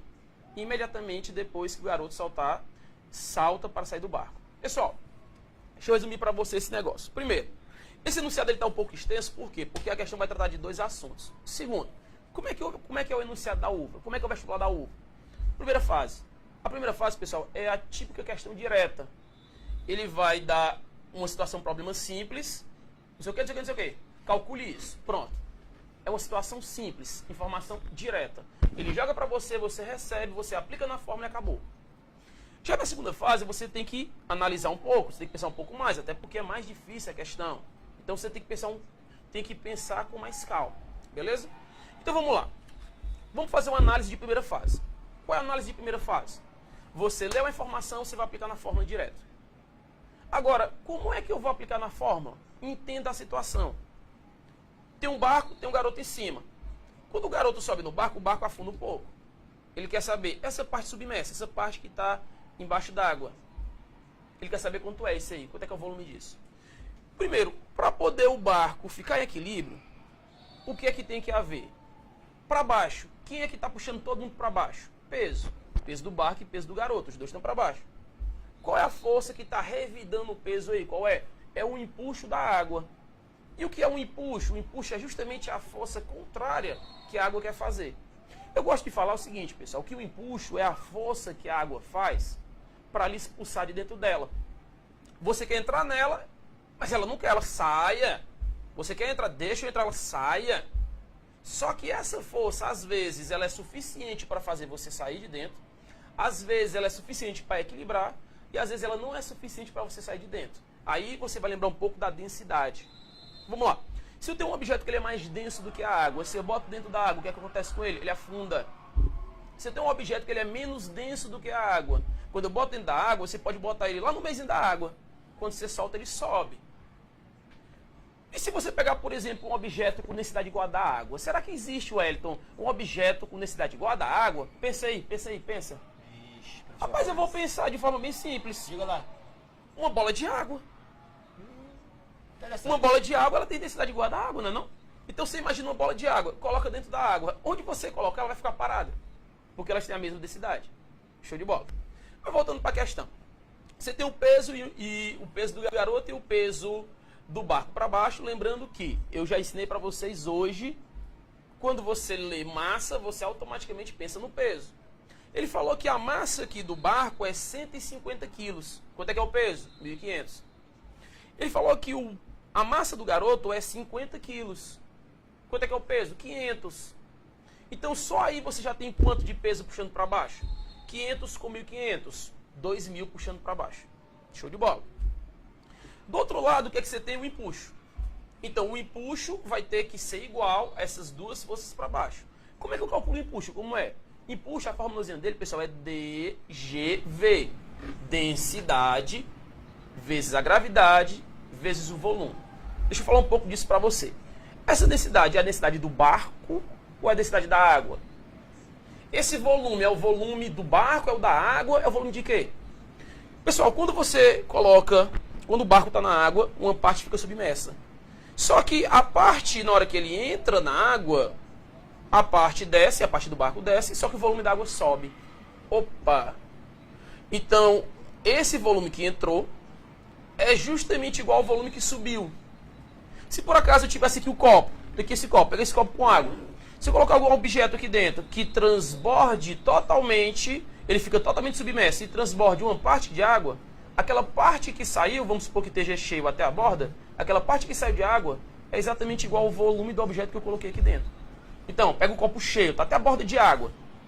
Vou pegar uma moeda, joguei dentro. Joguei dentro da moeda, derramou água.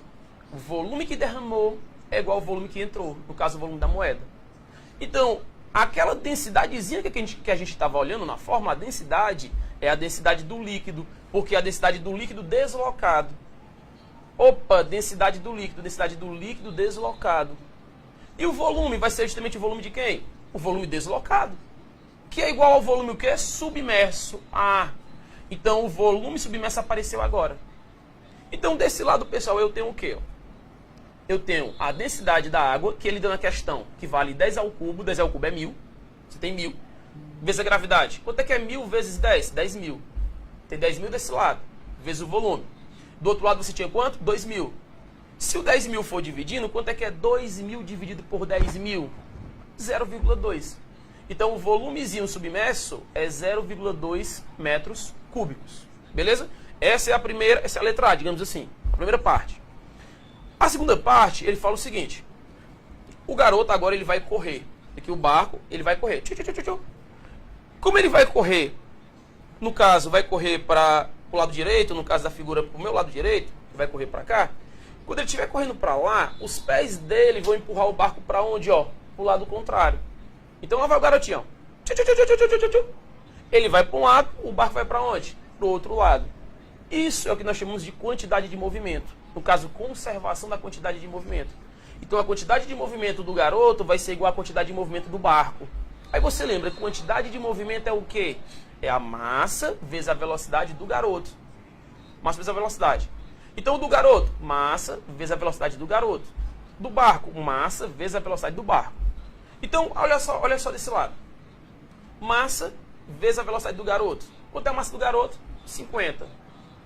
Vezes a velocidade dele, a questão fala que é 0,9. Quanto é que é 50 vezes 0,9? Dá 45 desse lado. Do outro lado, você tem o quê?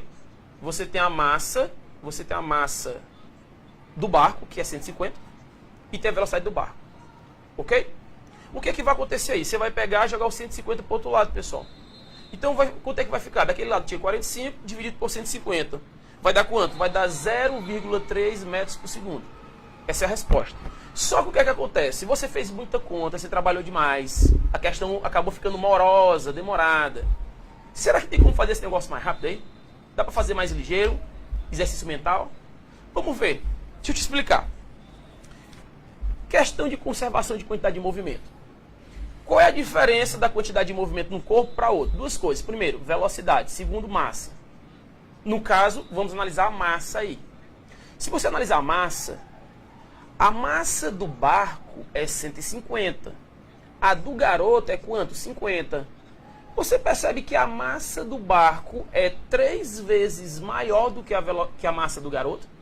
Veja, massa do barco 150, do garoto 50. A do barco é 3 vezes maior do que a do garoto, concorda a massa? Aí eu te pergunto, você tem um garoto que é leve, barco pesado. Qual dos dois você acha que vai ser mais rápido? O cara leve ou o cara pesado? Bota na carreira, eu e o Hélio para correr. Quem é que você acha que vai correr mais? Eu acho que sou eu. O Hélio é conhecido como Hulk. O Hulk não é conhecido por ter velocidade, não. Ele é pesadão, cara. Mas as passadas? Foi boa. As pernas ainda é curta. Mas volta pra cá. O barco, pessoal, tem uma massa de 3 vezes maior do que a do garoto. Então, como ele é mais pesadão, ele vai ser mais lento.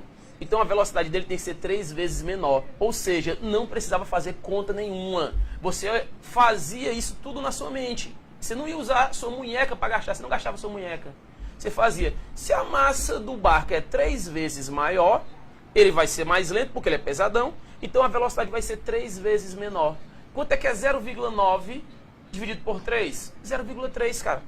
Você fez a questão, ó, sem escrever nada, só dentro da onde, ó, da sua cabecinha. Exercício mental, ok? Então, você vai para uma prova dessa, como a prova é de A, B, C, D, ou seja, todas de marcar, você não precisa estar expondo o cálculo, não. Você fazendo de cabeça, marcando a resposta correta é o que importa. Então, para finalizar, pessoal, resposta, volume deslocado 0,2 metros cúbicos e a velocidade do barco é 0,3 metros por segundo. Lembrando que se o garoto vai para a direita, o barco vai para onde? Para a esquerda. Ok? Valeu, pessoal. Obrigado, professor Raul Willis. Vocês estão vendo aí que as respostas estão até um pouco mais extensas do que ontem, porque os professores precisam ser bem específicos e trazer para vocês alguns detalhes que podem cair na prova da UVA. Então, preste bastante atenção. Esse material vai ficar disponível também para você na nossa página no Facebook e também no site do Colégio Luciano Feijão. E agora eu passo a bola aqui para o professor Wellington, que traz também a sua última questão para que a gente possa encerrar a nossa transmissão de hoje. Então vamos lá, né? Nossa última questão, depois de ouvir, no caso, uma belíssima explicação do professor Raul Willis na sua última questão, e eu vou para a minha quinta questão e última em si. Mas antes, professor Veríssimo, vou mandar aqui um abraço para o professor Lúcio Roberto Peixoto, tá? Um grande professor em si que me deu também realmente... foi seu professor? Meu professor, foi seu também? Não. Não. Ah, eu pensei que tinha sido seu, professor. Ah, porque ele foi um dos grandes professores. Então, o professor Lúcio Roberto Peixoto, um grande abraço em si. Foi aquele professor realmente que me passou todo o conhecimento sobre genética. Então, se eu sei muita genética hoje, eu devo muito a esse grande professor, o professor Lúcio Roberto Peixoto. Então, vamos aqui para a nossa quinta questão.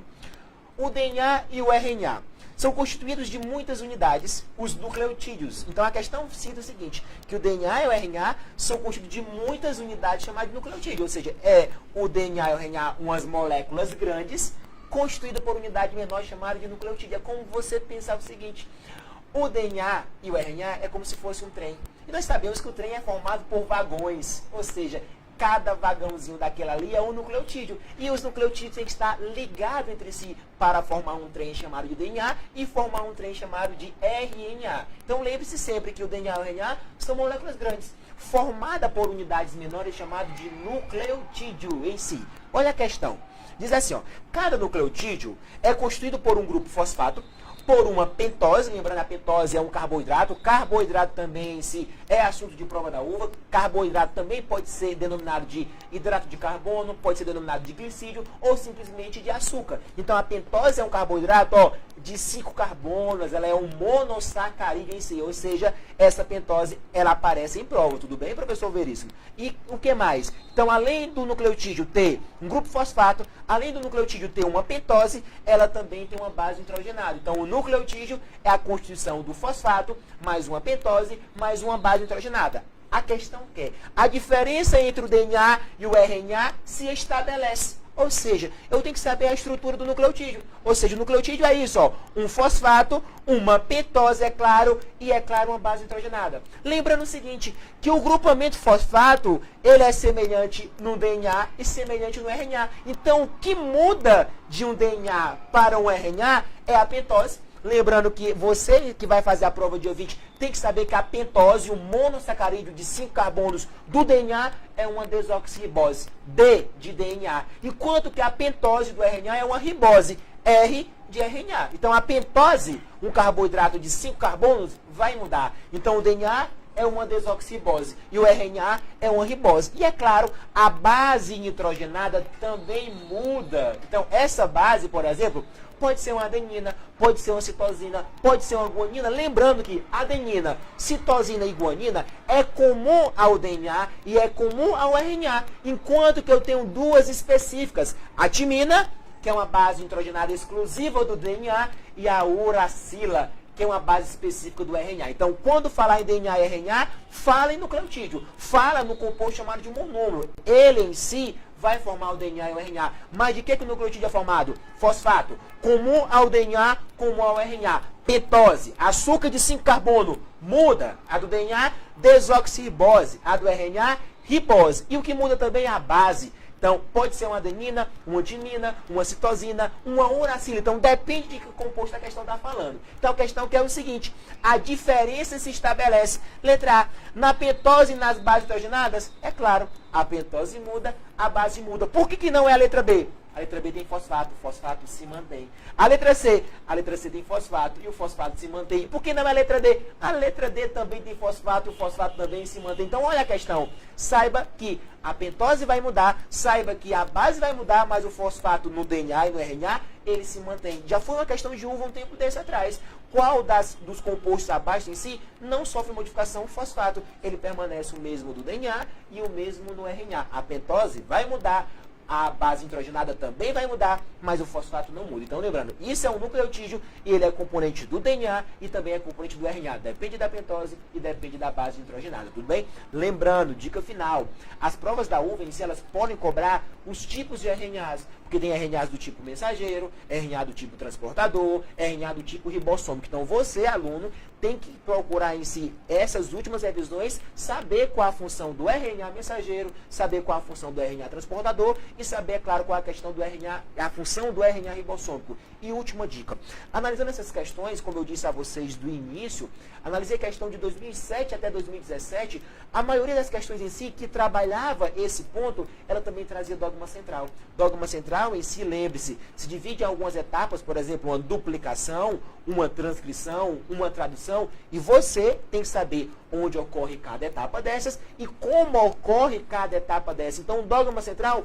é um assunto muito forte e ele pode aparecer a qualquer momento em qualquer vestibular. Então, a UVA, ela pode cobrar dogma central e lembrando, se divide em algumas etapas, então você, aluno, tem que realmente procurar saber onde ocorre cada uma das etapas e como ocorre cada uma da etapa. Quais são elas? Duplicação, transcrição e tradução. São as etapas fundamentais de um dogma central. Então, para finalizar em si, agradeço, é claro, de antemão em si, ao Colégio Luciano Feijão por ter abrido essa porta para que nós possamos em si divulgar o nosso trabalho e dar as dicas finais para esse alunário. Então, realmente, muito obrigado. Você que acompanhou durante essa noite a revisão de Biologia comigo, o professor Wellington Medeiros, e de Física com o professor Raul Willis. Então, espero realmente ter alcançado o objetivo de vocês e ter ajudado, é claro, a vocês conseguirem sim, o conhecimento e possa aplicá-lo em si na prova dia 20. E vamos torcer, é claro, para que algum assunto que nós comentamos aqui possa cair na prova, não é isso, professor Veríssimo? Verdade, professor Wellington, muito obrigado então pela sua participação.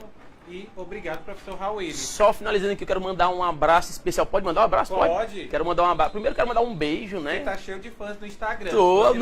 O Instagram apareceu aqui diversos aqui no Facebook. Ele tá no tempo de outra rede social. Ainda tô vendo. Orkut, tá no Orkut ainda. Eu quero mandar um beijo especial aí pra tia Kelly, lá de São Benedito. Pessoal, eu quero mandar um beijo especial também aí pra minha mãe. Minha mãe que na hora dessa, a gente tá tudo trabalhando aqui. Minha mãe tá onde? Tá na Zumba, dançando. 60 anos e lá na Zumba, só no tchá-tchá-tchá. Um abraço especial pra... tem que mandar forma, né? Mandar um abraço especial pra ela.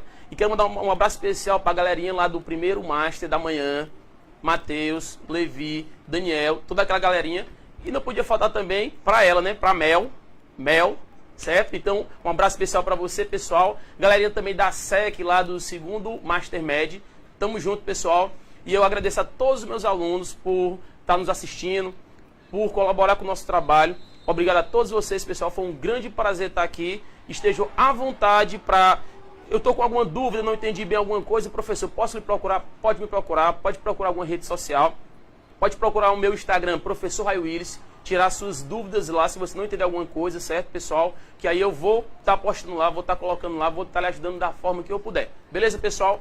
Valeu, aquele abraço para todos vocês. Valeu, juventude! Só para finalizar aqui, então, vou mandar os meus abraços também. Então, você notou Tua mãe já tava vendo, cara. Vai mandar pra quem? Se eu já tava assistindo. Você notou aí que a minha família está aí. Ela já tava toda vendo aí. Então, cara, um abraço para toda a minha família que tá lá na Viçosa do Ceará assistindo, tudo bem? Lá na Viçosa do Ceará. Tá parecido aqui. Rapaz, Clima lá é tenso, a Viçosa. muito bom. Então, todo mundo tá assistindo aí. Muito obrigado. Um abração para vocês. Final de semana eu estou chegando aí na Viçosa.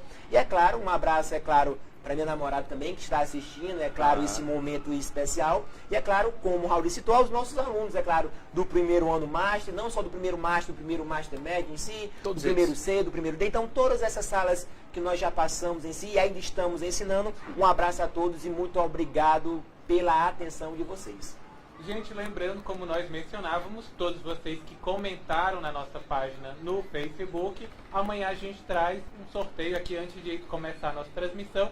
Quem que escreveu lá, e a gente sorteia uma entrada para você participar do aulão de véspera do vestibular da UVA, que acontece no dia 18 e 19 aqui no Colégio Luciano Feijão. Se você ainda não se inscreveu para participar, pode ir até a tesouraria do colégio e lá você se inscreve, participa e também garante, se você for logo rápido, você vai lá garantir também o kit fera. A camisa desse ano está muito bonita, professor. Você já pode garantir esse seu kit. Então vai lá, se inscreve na tesouraria do Colégio Luciano Feijão. Muito obrigado, professores. Muito obrigado. Uma ótima noite, bom trabalho também para todos vocês. E muito obrigado pela audiência de vocês que estão nos acompanhando através do rádio e também vocês que nos acompanham através da nossa transmissão no Facebook. Boa noite a todos. Pessoal, só para encerrar aqui, Wellington, vamos encerrar assim, ó. Coraçãozinho, vai, fecha comigo, vai lá, lacrou. Vai. Que lindo! Tchau, tchau, tchau. Tchau, pessoal, Tchau. valeu.